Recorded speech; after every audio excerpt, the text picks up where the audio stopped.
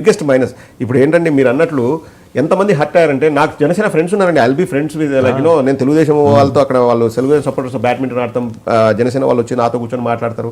వాళ్ళు ఎంత హర్ట్ అయ్యారంటే, ఇంత చేసిండేది ఒక ముక్కలు అట్లా వచ్చేసి దెర్ ఇస్ నో అంబిగ్విటీ, ఎందుకు అనుకుంటున్నారు సీనియారిటీ వల్ల చంద్రబాబు నాయుడు ఇస్తా అంటే ఎంతో మంది జనసేన కార్యకర్తలు హర్ట్. నేను ఇంకోటి కూడా చెప్తానండి, జనసేన వాళ్ళు నన్ను ఎంతగా అబ్యూస్ చేసి అంటే మెసేజ్ పెట్టి నేను ఎప్పుడు పెట్టినాక, ఎందుకంటే వాళ్ళ మీద జాలి ఉంటుంది. పార్టీని నడుపుకుంటూ వాళ్ళ భుజాలు మోస్తున్నది జన సైనికులు, అవునన్నా కాదన్నా, వాళ్ళు they are the driving force. వాళ్ళను డిసప్పాయింట్ చేయడం ఎందుకు అనేది నేను అనేదండి. ఇప్పుడు సొంతంగా పోటీ చేయండి, మళ్ళీ ఇదేమంటారంటే మీకెందుకు జనసేన గురించి, మీకెందుకు టీడీపీ గురించి, మీకెందుకు ప్రేమ అంటారు. ఇట్స్ నాట్ అబౌట్ దట్ అండి. ఇప్పుడు ఒక లీడర్గా ఎదగాలంటే నీకు కొన్ని ఇది ఉండాలి. మీరు అన్నట్టు అంటే పవన్ కళ్యాణ్ గారికి స్కోప్ ఉంది. ఇప్పుడు ఎదిగితే 2029లో ఆయన సీఎం క్యాండిడేట్. ఇప్పుడు ఒక సింపుల్ అండి, అందులో డౌట్ ఎంత ఇన్సల్ట్ అంటే, పవన్ కళ్యాణ్ గారు జైలుకి వెళ్ళారు చంద్రబాబు నాయుడు జైల్లో ఉన్నప్పుడు. అక్కడ who ever proposed it or who ever accepted it is a different story. బయటకు వచ్చేసి నేను పొత్తు పెట్టుకుంటున్నానని పవన్ కళ్యాణ్ గారు అనౌన్స్ చేశారు. Okay fine. ఎల్లో మీడియా అంతా ఏం రాసిందంటే, ప్రపోజల్ పవన్ కళ్యాణే పెట్టాడు, చంద్రబాబు నాయుడు సరే పో అన్న విధంగా చెప్పాడు అన్నట్లు. అంటే అక్కడ కూడా పవన్ కళ్యాణ్ని తక్కువ చేస్తూ వీళ్ళు రాశారు. ప్రతి ఒక్క పేపర్ రాసింది వాళ్ళ మీడియాలో చెప్పారు. అవసరం ఎవరికండి ఆ టైంలో? ఇప్పుడు నేను సామాన్యుడిగా అడుగుతున్నా, వైఎస్ఆర్సీపీ కార్యకర్తగానో లేకపోతే several people have noticed, netizens అయితే బాగా ట్రోల్ చేశారు ఆ రెండు మీడియాలని. అంటే ఇదేదో పవన్ కళ్యాణ్ గారి అవసరం అన్నట్టు ఆయన వెళ్ళి అరమోట్పు కన్నులతో ప్రార్థించి ఆయనేమో ఆశీర్వదిస్తూ, లేదు ఖచ్చితంగా షాక్ తిన్నారట ఫస్ట్ చంద్రబాబు గారు జైల్లో. అంటే ఏ షాకో నాకు తెలియదు. తిన్న తర్వాత ఈ మాట అన్నారట, ఇదేంటి పవన్ ఇది సమయమా పొత్తులు పెట్టుకోవటానికని ఆశ్చర్యంగా మాట్లాడారట. ఈయన వెర్బాటం అంటే ఈయన విన్నారు, లేదు వాళ్ళు రాసింది నాకు తెలియదు. అది నేను బగ్గులు పెట్టుకొని జర్నలిజం చేయలేదు, సో వాళ్ళకి బగ్గుల జర్నలిజం ఉంది కాబట్టి లోపల కాన్వర్జేషన్ విత్ ఇన్ కోట్స్, మళ్ళీ 2 చుక్కలు, క్వశ్చన్ మార్కులు, ఎక్స్క్లమేటరీతో సహా చెప్పారు. డ్రోన్ ఏమన్నా వెళ్ళి ఉండొచ్చు. సో ఇది సమయమా, సందర్భమా అని ఆయన చాలా గంభీరంగా అడిగారట. ఏది అంత జైల్లో ఉండి ఆ సంక్షోభాన్ని ఎదుర్కొంటున్నా కూడా చెక్కు చెదరని మొక్కవని ఆత్మస్థైర్యంతో ఆయన అడిగారట. సో సార్ నేను కూడా అంటే కాసేపు ప్రతి ఆదివారం ఒకటి వస్తుంటుంది, అది చదువుతుంటా. బీపీలు షుగర్లు ఎవరికన్నా ఉంటే అవి తగ్గిపోతాయి గ్యారంటీగా, అంత ఎంటర్టైన్మెంట్ ఉంటుంది అందులో. అలాంటిదే ఒక కథనం వస్తే నేను చదివాను, నేను ఎంజాయ్ చేశాను. సో నిజమే ఉండొచ్చేమో చంద్రబాబు గారు మ్యాగ్నోనిమస్ పర్సనాలిటీ, ఆయన మ్యాగ్నానిమిటీ, జనరాసిటీ వల్ల ఈయనే అవసరం లేదండి. మీరు బాగా చెప్పారంటుంటే మీరు మళ్ళీ అర్థం లేని చాలా చక్కగా విశ్లేషించారండి. సామాన్యులు కూడా ఇది చూసే వాళ్ళందరికీ కూడా అర్థమై ఉంటుంది. అర్థమైందో లేదండి మీకు వాసుదేవ్ గారు ఏం చెప్పారు? సో ఆ తర్వాత సబ్సిక్వెంట్గా కూడా 4-5 కథనాలు వచ్చినాయి అలాగే.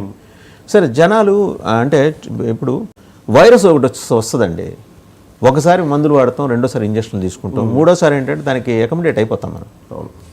అలాగా ఆ స్టోరీలకి జనాలు ఇంకా రాటన్ అయిపోయారు. వీళ్ళు ఇలాగే రాస్తారు కదా, ఇలాగే చూపిస్తారు కదా అని రాటన్ అయిపోయారు. చాలా దారుణం అండి. కానీ అంత జరిగిన ఒక స్థితప్రజ్ఞత్వం నాకు పవన్ కళ్యాణ్ గారిలో నచ్చేది, ముచ్చటేసేది ఏంటంటే ఆయన ఏం అనరు ఆయన తెలుగుదేశాన్ని. అదే ఎందుకు ఆయన అంటే ఆయన హుందాతనాన్ని ఇంకో చోట అప్రిషియేట్ చేస్తా. ఇప్పుడు మీరు వైజాగ్లో అదేదో సమ్మిట్ ఒకటి పెట్టారు, మీ కోడిగుడ్డు మంత్రి గారి ఆధ్వర్యంలో సమ్మిట్ జరిగింది. సో ఆ సమ్మిట్లో కాదండి, కోడిగుడ్డు మంత్రి ఏంటండి మీరు? వాళ్ళు రాసింది నాకు తెలియదు, నాకు ఆయనతో పర్సనల్గా పరిచయం కూడా లేదు.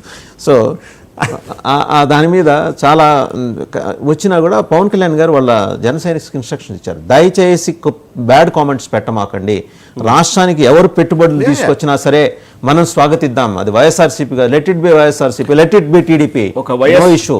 మనం ప్రభుత్వం చేస్తోంది, అది చంద్రబాబు గారు చేసినా జగన్మోహన్ రెడ్డి గారు చేసినా సరే మనం స్వాగతిద్దాం అన్నారు ఆయన. నేను చెప్తున్నాను, అది ఆయన హుందాతనం. అది మీ సాక్షిగా ఇప్పుడు ప్రజలకు కూడా చెప్తున్నాను, ఎవరైనా అట్లా మాట్లాడినప్పుడు ప్రతిపక్షం వాళ్ళు ఒక అధికార పక్షంలో ఉన్న పార్టీని సపోర్ట్ చేసే వ్యక్తిగా వీ అప్రిషియేట్ ఇట్ అండి. మా పవన్ కళ్యాణ్ గారికి థ్యాంక్స్ చెప్తాను, దాంట్లో తప్పేం. ఎందుకంటే అల్టిమేట్ గా ప్రజలకు ఎక్కడ చూడండి, మీరు కావాలంటే ఆ టైంలో జనసేన వాళ్ళు రాయలేదు, స్టేట్మెంట్ ఇచ్చారు. నేను చెప్తున్నాను కదండి, నేను ఒకప్పుడు పవన్ కళ్యాణ్ ఫ్యాన్, నేను కాదనట్లేదు.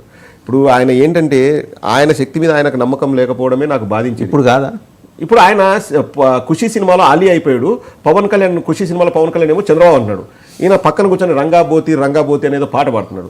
నేను అనేది అక్కడ నువ్వు పవన్ కళ్యాణ్ హీరోవి, ఇక్కడ కూడా హీరో లాగుండు, కావాల్సింది చంద్రబాబు గారిని ఆలీ క్యారెక్టర్లోకి తీసుకురా, సైడ్ క్యారెక్టర్. నేను అనేది అదే అండి, ఇక్కడ మాత్రం మీరు అక్కడ సినిమాల్లో పవన్ కళ్యాణ్ హీరోగా ఉండి ఇక్కడ ఆలీ పోర్షన్ ఎందుకు చేస్తున్నారు మీరు అనేది నేను అనేది. అందులో తప్పేం లేదండి, ఒక జనసేన అంటే డైరెక్ట్ సపోర్ట్ చేయకపోయినా నేను అనేది యూ బీ ద పవర్ ఇంకెందుకు 5 ఏళ్ళు వెయిట్ చేయడం ఎందుకు? ఇదే కరెక్ట్ పాయింట్. తెలుగుదేశం వీక్ అయిందండి. అసలు 45 రోజులు నాకు బాగా తెలుసు, మీటింగ్లో డీలా పడిపోయి లోకేష్ కన్నీళ్ళు వచ్చేలాగా మాట్లాడారు. 45 రోజులు ఉంది మా తండ్రిని జైల్లో పెట్టని. He was ready to cry. అంటే that's their mental status. I won't accept అండి. అంటే మీరే అంటుంటారు వ్యవస్థలను మేనేజ్ చేసిన పార్టీ తెలుగుదేశం. అన్ని వ్యవస్థలను మేనేజ్ చేసిన వాళ్ళు తడి పెట్టుకుంటారని నేను అనుకోను. కాదండి, ఐ డోంట్ థింక్ సో. 13 రీళ్లలో విలన్ ఆధిపత్యం చూపించవచ్చు కానీ 14 రీళ్ళకి వచ్చే లోపల ఓడిపోలే, అతనే విలన్. కాబట్టి ఇది తెలుగుదేశం 14 రీళ్ళలో ఉంది. వాళ్ళ పరిస్థితి అది. ఇన్ని రోజులు వ్యవస్థలను మేనేజ్ చేసి, వ్యక్తులను మేనేజ్ చేసి, అక్కడ ఇక్కడ ఉన్న వాళ్ళు తన వంగ మాగదులను అందరినీ సమీకరించి, జెండాలు పట్టించి, వాళ్ళతో జెండా లేని వాళ్ళ దగ్గర జాకీలు ఇచ్చి లేపుకొని అవన్నీ ప్రజలు చూశారండి. ఇప్పుడు సిగరెట్ ప్యాకెట్ మీద యాజ్ అ డెంటిస్ట్ నేను చెప్తున్నానండి, 70ల దశకంలో 80ల దశకంలో రామారావు, నాగేశ్వరరావు సినిమాల్లో సిగరెట్ ఇట్లా ఇట్లా ఊగుతుంటే మాట్లాడేవాళ్ళు డైలాగులు. అది ఫ్యాషన్గా ఉండేది. సిగరెట్ లేకుండా వాళ్ళు ఏ సినిమా తీసేవాళ్ళు కదండి. 90స్కి వచ్చే లోపల cigarette smoking is injurious to health వద్దని దాని పర్యవసనాలు తెలిసే ప్రజలకి. ఇప్పుడు ఏం చేస్తున్నారు, సిగరెట్ ప్యాకెట్ మీద క్యాన్సర్ ఫొటోస్ పెట్టి చేస్తున్నారు. మనం ఏమన్నా పిక్చర్ ఒక మూవీకి వెళ్తే ఆ స్క్రీన్ మీద 3 సార్లు 28 ఏళ్ల సునీత 3 సార్లు ఆ ఇంటెన్సిటీ పెరిగింది. ఎందుకంటే దాని ఆఫ్టర్ ఎఫెక్ట్స్ తెలిసాయి. ఇప్పుడు చంద్రబాబు నాయుడు గారి గురించి కూడా అన్నీ తెలిసిపోయాయండి ప్రజలకి. అందరూ డీకోడ్ చేయగలరు ఎక్కడెక్కడ ఆయన పైకి వచ్చారు, ఎవరికి 1000 ఎకరాలు ఇచ్చారు, అక్కడ వాళ్ళు ఎవరు ఫిలిం సిటీ కట్టారు, వారు ఎలా వీళ్ళకి సపోర్ట్ చేస్తున్నారు, ఎందుకు ఆ 1000 ఎకరాలని నామినల్ ప్రైజ్కి ఇచ్చారు.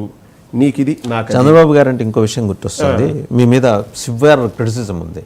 కుప్పంలో ఏంటంటే ఓట్లు తొలగించేసేయటం, ఆయన 45,000 ఓట్లు మీరు తొలగించారని. ఖచ్చితంగా తొలగించారని నాకు ఇన్ఫర్మేషన్ ఉంది. తమిళనాడులో ఓట్లు ఉంటాయి, కుప్పంలో ఓట్లు ఉంటాయి. తప్పే ఉంది, హైదరాబాద్లో ఉంది, తెలంగాణలో ఏంటంటే ఒకటే కదండి ఓటు. అందరికి 2 ఓట్లు ఎక్కడి నుంచి వస్తాయి? ఉండకూడదు కదా. భారత రాజ్యాంగం ఏం చెప్తుంది, ఒకరికి ఒక చోటే ఓటు ఉండాలి. తమిళనాడు ప్రజలందరినీ మీరు మాత్రం బస్సుల్లో తీసుకొచ్చి తిరుపతిలో ఓట్లు గుద్దించేయచ్చు. అది వాళ్ళు చేస్తున్న ప్రతిపక్షం వాళ్ళు చేస్తున్న ఆరోపణలు తప్పితే. అంటే వాళ్ళ దగ్గర డబ్బులు లేవు సార్, బస్సులు ఎక్కడి నుంచి తీసుకొచ్చి పెట్టిస్తారు మీరు బలేవాళ్ళు. ఎవరు వాళ్ళని అనట్లేదు, వాళ్ళు మా మీద ఆరోపణలు చేశారండి, మేమేదో బస్సుల్లో దోలేమని. అక్కడ అది కోవిడ్ టైం అండి, మీరు అవునన్నా కాదన్నా, ఇంకా కోవిడ్ నుంచి బయటికి రాలేకపోయారు. సో ప్రజలు కూడా ఓట్లేయడానికి రావడానికి భయపడ్డారు. సో మా వాళ్ళు అది అక్కడ లోకల్ లీడర్స్ వాళ్ళు బస్సుల్లో ఒరిజినల్ ఓటర్సే పిలిపించింటారండి. అక్కడికి కూడా ఓటు శాతం ఎంత జరిగిందండి, చాలా తక్కువ తిరుపతిలో. బికాస్ ఆఫ్ కోవిడ్ చాలా తక్కువ జరిగింది ఎంపీ ఎలక్షన్స్ కి. అండ్ అక్కడ కూడా ఇప్పుడు మేమే చేసి రిగ్గింగ్లు అయ్యి చేస్తే తెలుగుదేశం వాళ్ళకు కూడా మంచిగానే ఓటు శాతం వచ్చిందండి. 35 ఎంతో వచ్చేది కదా తెలుగుదేశం కూడా, వాళ్ళకు కూడా వచ్చిందని. ఇప్పుడు మనం ఎందుకు అనుకోవాలనేది నా పాయింట్ అండి. ఎందుకు మనము పవన్ కళ్యాణ్ గారినే దృష్టిలో పెట్టుకొని చేశారని ఎందుకు అనుకోవాలి? వాళ్ళు అనుకుంటే అది ఓకే, కానీ మేము అలా అనుకోలేదండి. ఇక్కడ థియేటర్లు నిండడమే కష్టమైపోయింది. ఇప్పుడు మా ఊర్లో చెప్తానండి, కడప డిస్టిక్లో ఎన్ని థియేటర్లు ఫంక్షన్ హాల్ అయ్యాయంటే నో వన్ ఈస్ కమింగ్ అండి, because there are so many other sources. తక్కువ రేటుకు పెడితే ప్రజల్ని మనము థియేటర్లకు రప్పించవచ్చు అని చెప్పేసి అది ప్లాన్. తప్పితే పవన్ కళ్యాణ్ గారి మీద కక్ష పెట్టి ఎంఆర్ఓలను డిఆర్ఓలను పెట్టి ఏమైనా చేశారని వాళ్ళు అంటున్నారు. అలా ఎక్కడ జరగలేదని మేము అంటున్నామండి. అంటే ఎంఆర్ఓల చేత ఆ ఉద్యోగాలు కూడా చేయిస్తారనే విషయం మీ ప్రభుత్వం ద్వారానే తెలిసింది. అది ఆరోపణ అండి, ఆరోపణ కాదు, ఫ్యాక్టే. నేను కూడా లేదు వెరీ మచ్ విజిబుల్.